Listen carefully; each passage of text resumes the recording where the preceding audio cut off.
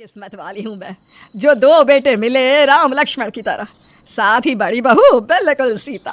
पूरा घर बहू ने कितने प्यार से संभाला है।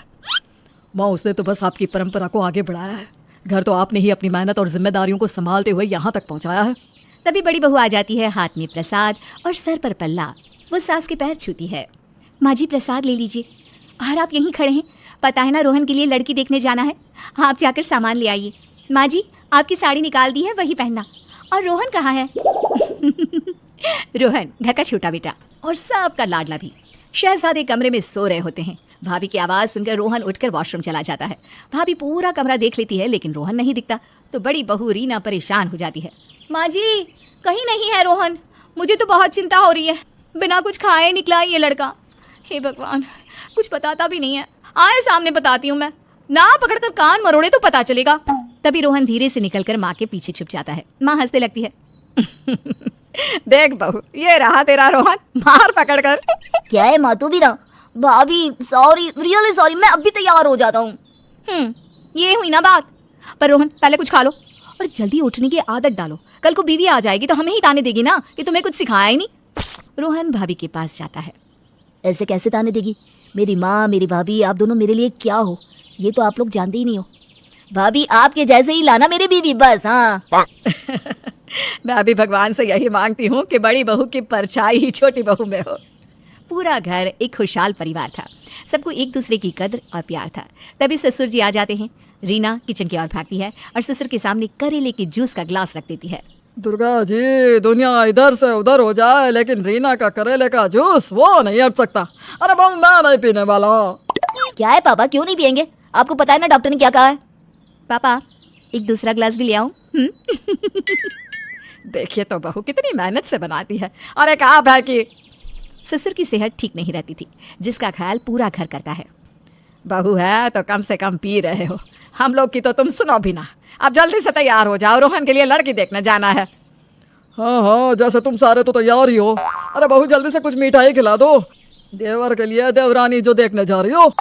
पापा, आप ना कोई मौका नहीं छोड़ते मीठा खाने का। पता है ना डॉक्टर ने मना किया है। अब सब तैयार हो जाओ ना जल्दी से। बहू अपनी प्यारी सी छोटी बेटी विनी को तैयार करती है और सारा घर चल देता है रोहन के लिए लड़की देखने। लड़की वालों के घर पहुंचकर वे सारे बैठ जाते हैं।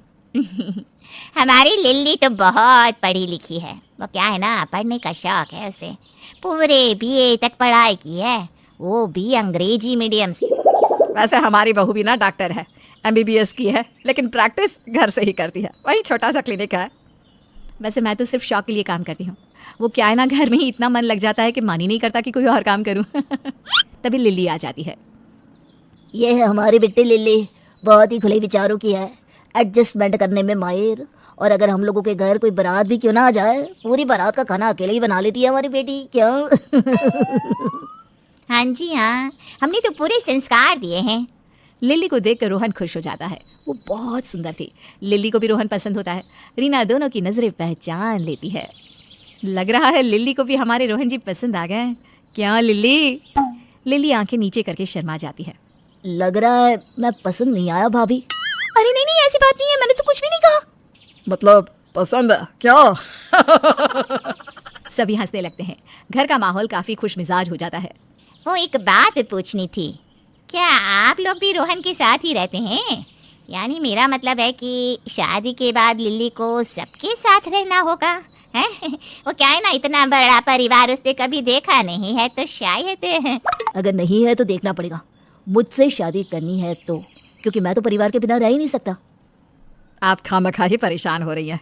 लिल्ली एक बार हम लोगों के घर का हिस्सा बनेगी तो खुद ही समझ जाएगी। हाँ, वैसे भी मेरे लिए तो लिल्ली छोटी बहन जैसी ही होगी। लिल्ली की माँ मुंह बना रही होती है कि लिल्ली कहती है, हाँ हाँ क्यों नहीं माँ, मुझे रिश्ता मंजूर है। वाह, ये तो बहुत अच्छी बात है। लीजिए समधी जी, मिठाई खाइए।